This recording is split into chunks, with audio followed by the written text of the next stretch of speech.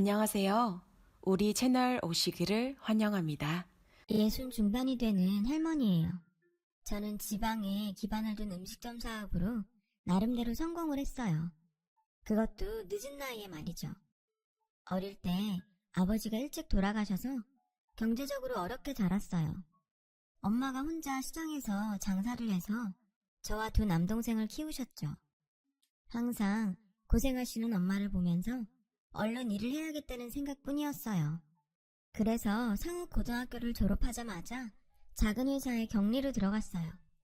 첫 월급이 나오던 날 어찌나 기쁘던지 아직도 그날의 기억이 생생해요. 가족 선물과 고기를 사면서 행복했어요.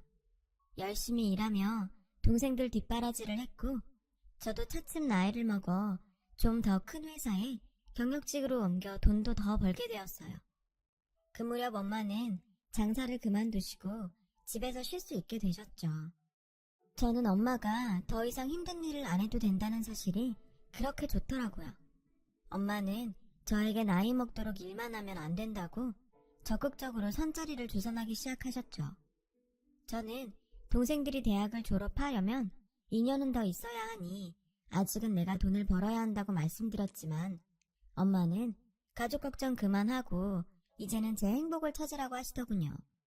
결국 저는 엄마한테 등 떠밀려 선자리에 나가게 되었고 거기서 지금의 남편을 만나게 되었어요. 남편은 동생들 학비는 자신이 댈 테니 마음 놓고 결혼하자고 하더군요. 그 말에 솔직히 흔들렸어요. 사실 저도 남편이 마음에 들었거든요. 그래서 남편을 믿고 결혼을 하게 되었죠. 남편은 작은 부품 공장에서 관리직으로 일하고 있었어요.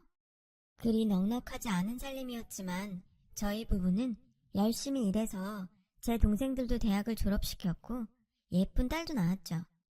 정말 눈에 넣어도 아프지 않다는 말이 실감이 나더군요. 저는 아이가 크는 걸 보는 기쁨으로 하루하루를 살았어요. 딸에게 뭐든 좋은 걸 해주고 싶었던 저는 우리 형편이 닿는 한도에서 가장 좋은 걸 입히고 먹이고 가르치며 키웠어요. 비록 저는 돈을 버느라 대학에 못 갔지만 우리 딸만큼은 대학도 보내고 공부하고 싶은 만큼 다 시켜주고 싶었죠. 그래서 남들처럼 과외도 시키고 피아노, 미술 등 예능 교육에도 힘썼고요. 제 딸도 마음을 알았는지 잘 따라와 줬어요. 제법 공부도 잘했던 딸은 꽤 좋은 대학에 들어갔고 졸업하고 얼마 뒤에는 7급 공무원 시험에도 합격을 했어요. 전 온 동네에 떡을 돌리며 자랑을 했죠. 딸아이는 세무직으로 일을 하게 되면서 서울로 가게 되었어요. 주말마다 집에 올 테니 걱정 말라는데도 막상 딸아이를 서울로 보내려니 그렇게 눈물이 나더라고요. 그렇게 몇 달이 지나고 한 번은 주말이라 딸이 올 시간이 됐는데 어째 소식이 없더라고요.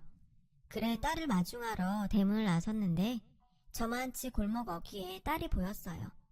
반가운 마음에 한 걸음에 달려가려는데 혼자가 아니더라고요. 딸 옆에 웬 훤칠한 남자가 함께 있었죠. 그런데 딸아이가 자꾸 그 남자를 보내려고 하더라고요. 가서 한마디 해야 하나 하던 차에 남자가 돌아가더군요. 그래서 저는 딸아이를 불렀어요. 집에 와 딸에게 물어보니 얼마 전부터 자신을 쫓아다닌다는 거예요. 내심 남자친구가 아닌가 가만히 생각해보고 있었는데 그 소리를 들으니 이럴 줄 알았으면 한마디 할 걸 그랬다 싶었죠. 그런데 어쩐지 마음이 요상하더라고요. 딸아이가 벌써 이렇게 컸나 싶어서요. 그저 어린 아이로만 생각했는데 어느새 커서 산에 눈에 들 나이가 됐구나 싶어 기특하기도 하고 세월이 참 빠른 것 같아 서운하기도 했어요. 이런 게 자식 가진 부모 심정이겠죠. 제가 어떤 남자냐고 꼬치꼬치 캐묻자 딸아이는 친구들 모임에서 한번 봤는데 그때 이후로 자꾸 연락을 한다더라고요. 게다가 남자네 엄마가 부동산 큰손이라 집도 꽤 잘 산다고 하더군요. 얼마 전에 우리 옆 동네에 큰 집을 지어서 내려와 살 거라고 했다더군요.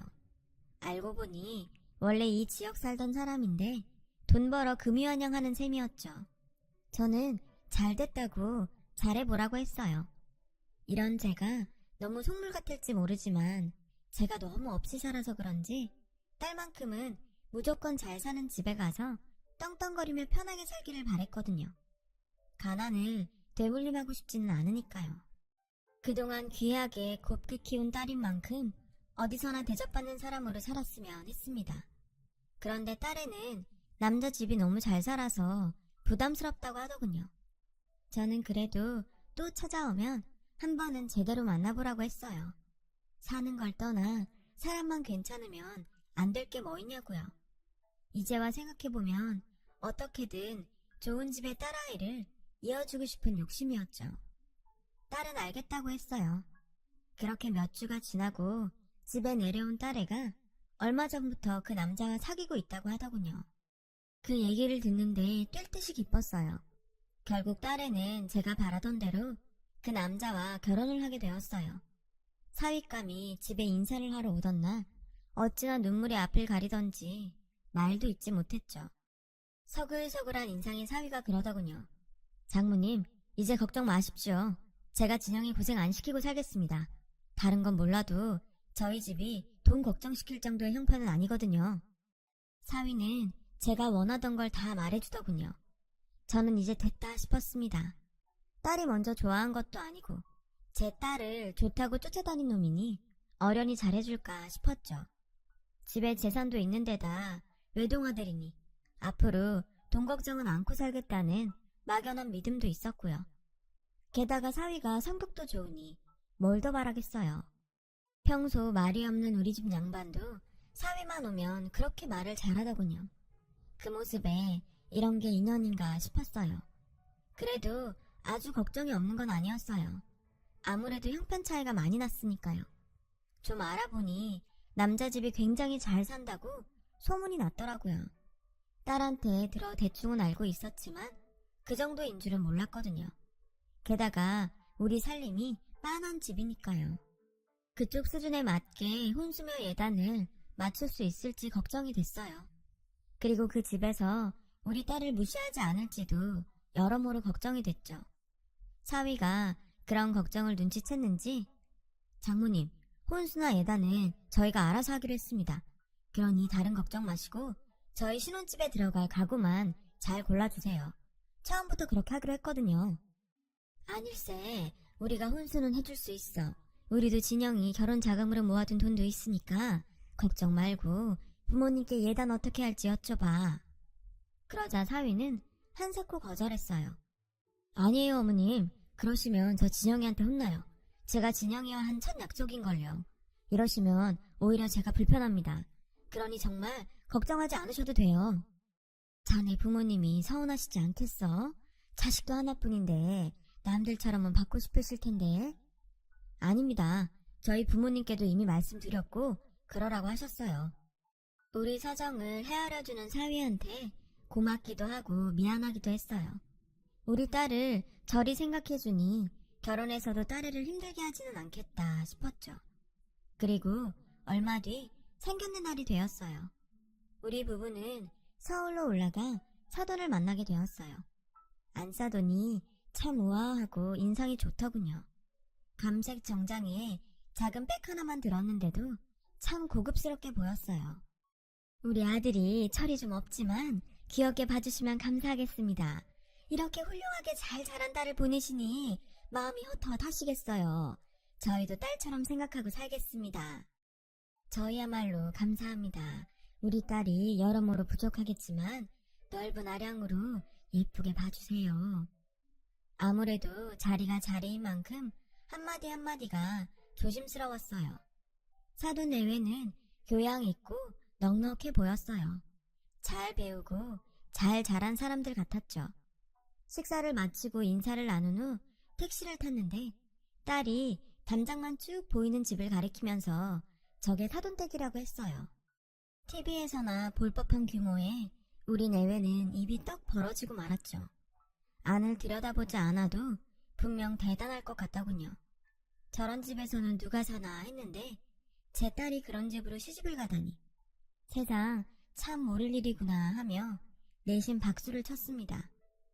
별 탈 없이 순조롭게 결혼식도 끝났고 딸애는 신혼생활을 시작했어요. 이제 고생도 끝났다 싶었던 그때 하필 남편이 다니던 공장이 불황을 이기지 못하고 결국 문을 닫게 되었어요. 당장 살 길이 막막해졌죠. 하루는 그 소식을 들은 지인이 찾아와서 저희에게 같이 중식당을 해보자더군요. 저는 걱정이 됐지만 남편은 해보겠다며 팔을 걷어붙였어요. 사실 남편이 중식, 한식, 요리사 자격증을 갖고 있었거든요. 지인도 그 사실을 알고 찾아온 거였고요. 평소 집에서 남편이 해주는 음식을 먹으며 장난처럼 식당 하나 차려도 되겠다고 했던 저지만 그래도 막상 식당을 차리려니 걱정이 앞서더군요. 집에서 먹는 거랑 파는 거는 다르니까요.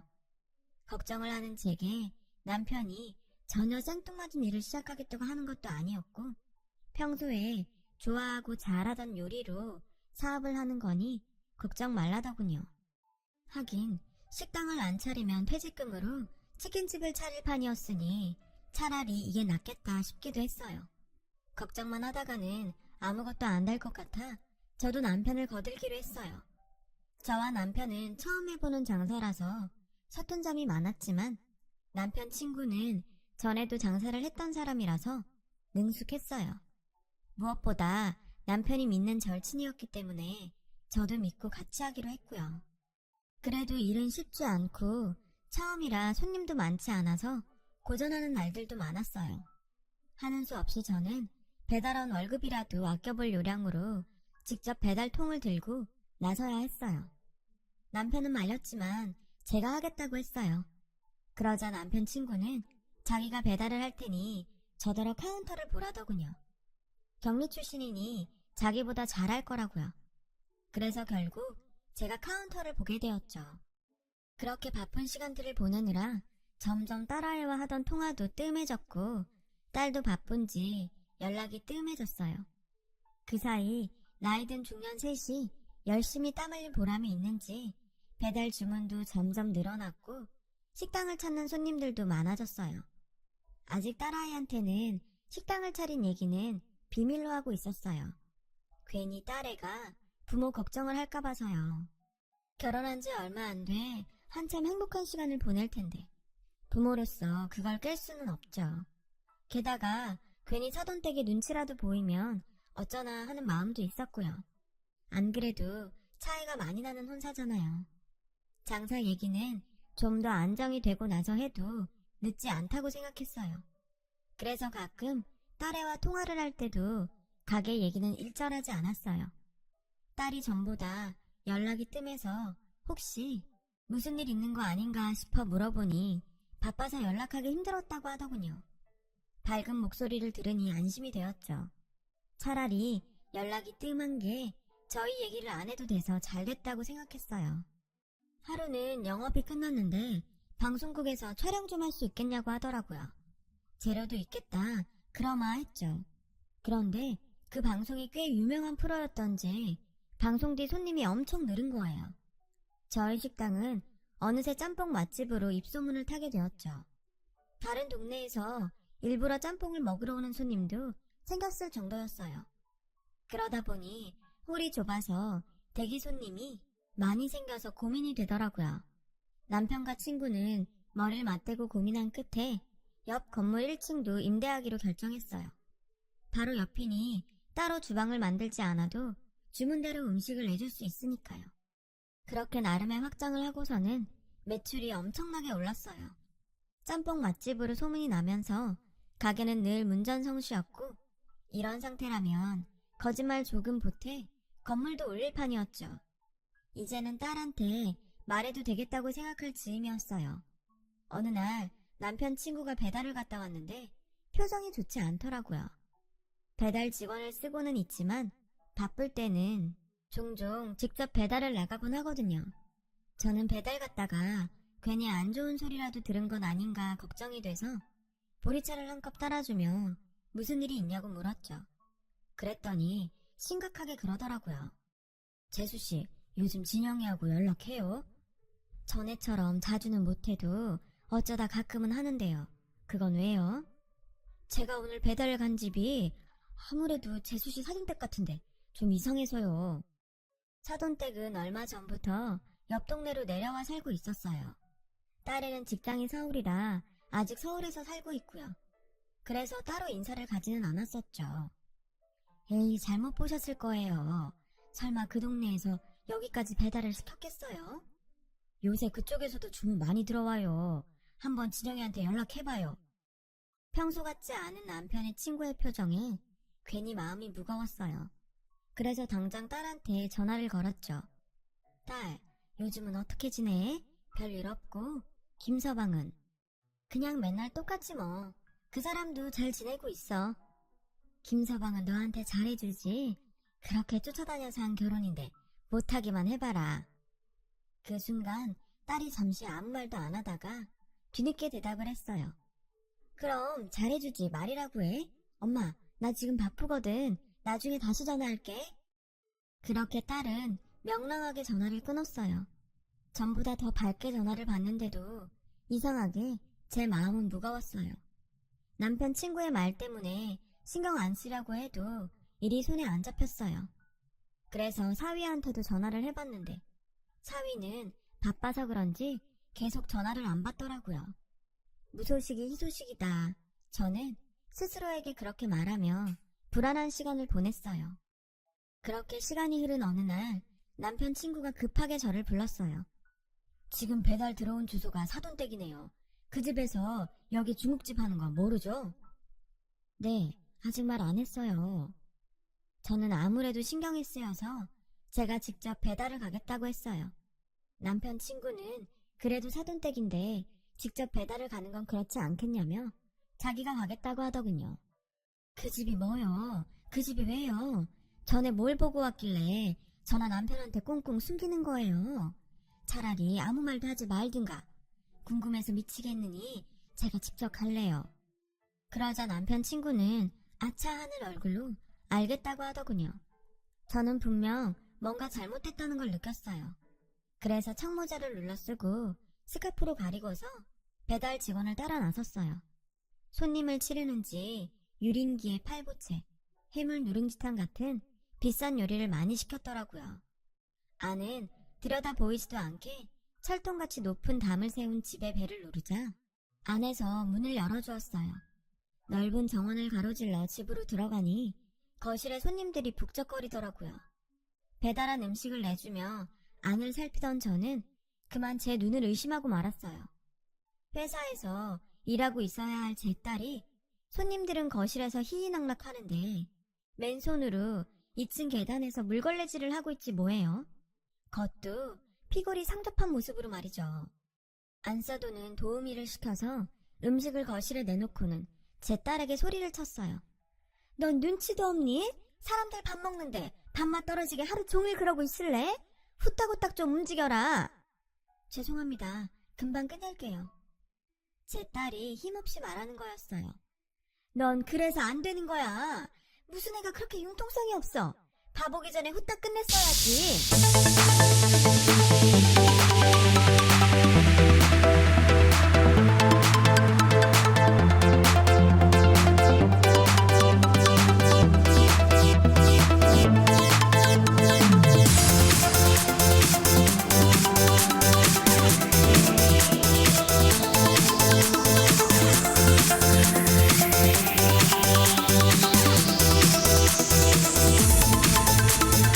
Remix. Turn up the bass.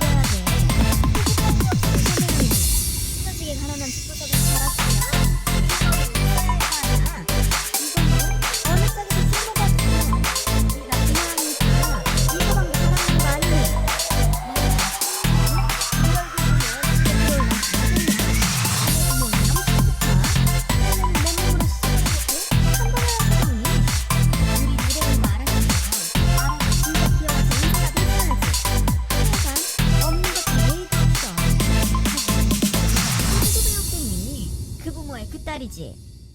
안사돈의 막말에 기가 딱 막혀서 몸이 움직이지 않았어요.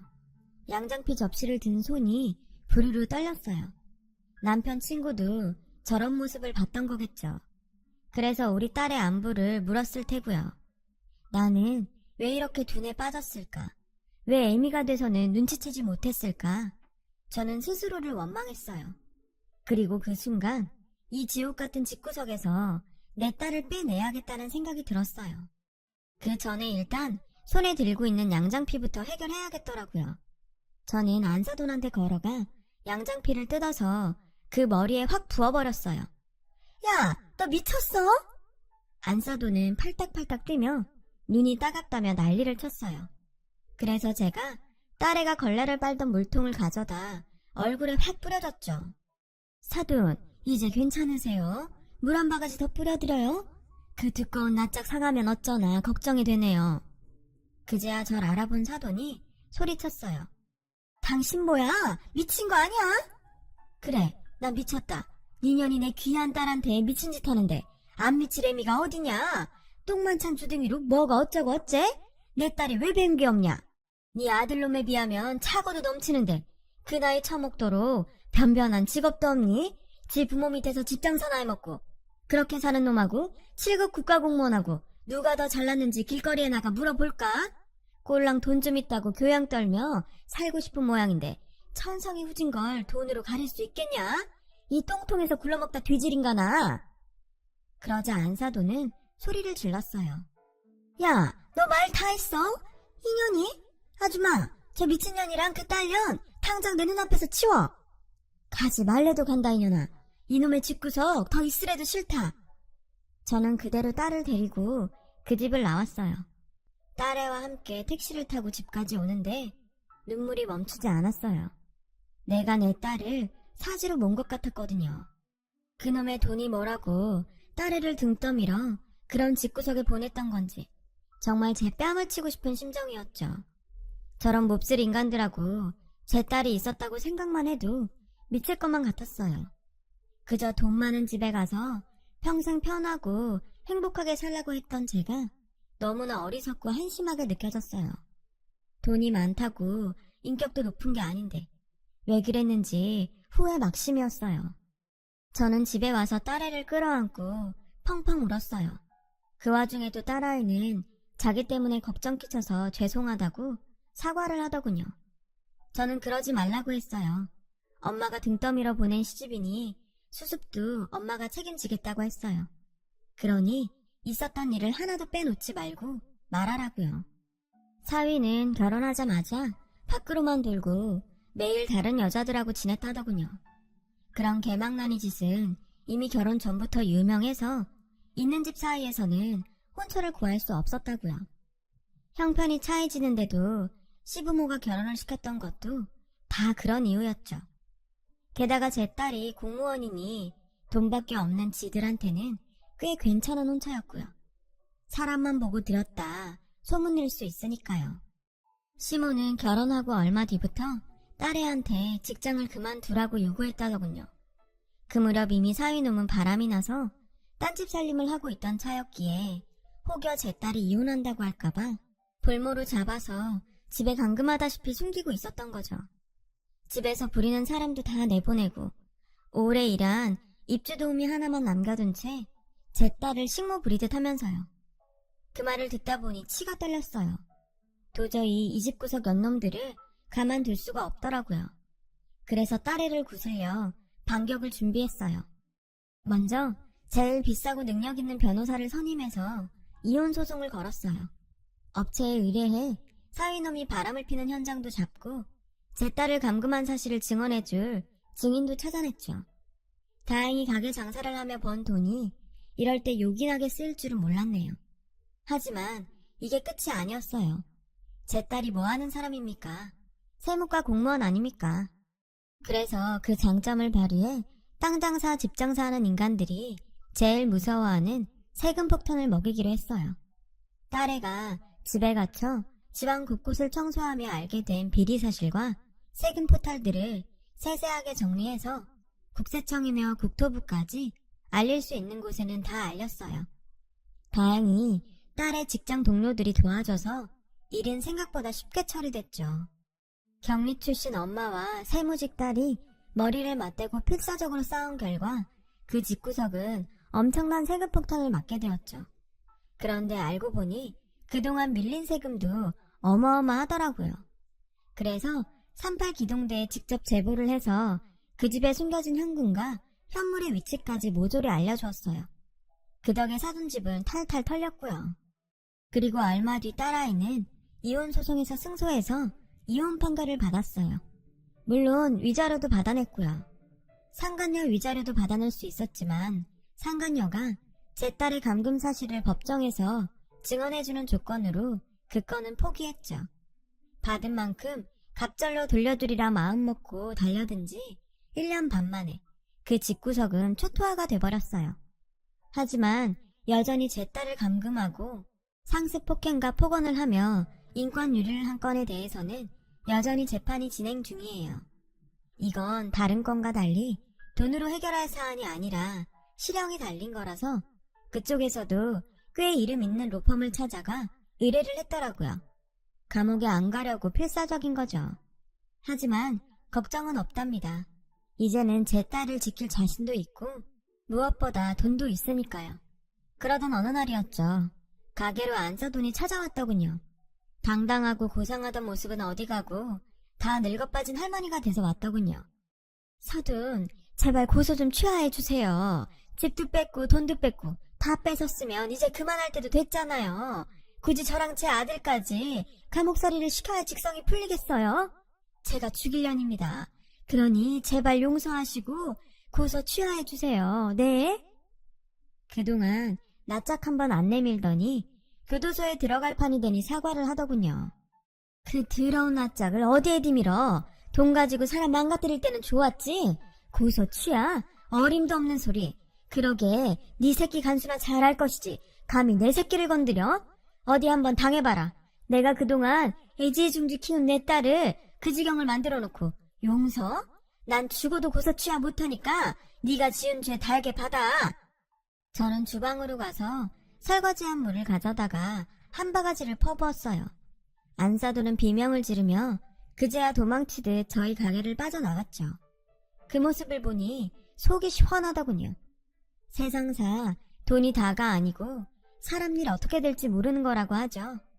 저 또 그때 일을 교훈 삼아서 사람들에게 함부로 하지 않고 기꺼이 잘 대접하며 살고 있답니다. 딸아이는 그간의 일을 털고 다시 취직을 했어요.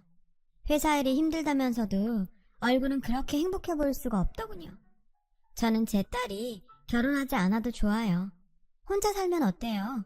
지가 좋아하는 일 하며 좋은 사람들과 어울려 살면 그게 행복이죠. 그저 제 딸이 행복하기만 바랄 뿐이에요. 제 사연을 들어주셔서 감사합니다. 여러분의 가정에 늘 행복이 함께하길 바랍니다. 여러분, 사연 댓글에 응원과 현명한 조언 부탁드려요. 좋아요와 구독은 저에게 큰 힘이 됩니다. 오늘도 좋은 일 가득하세요.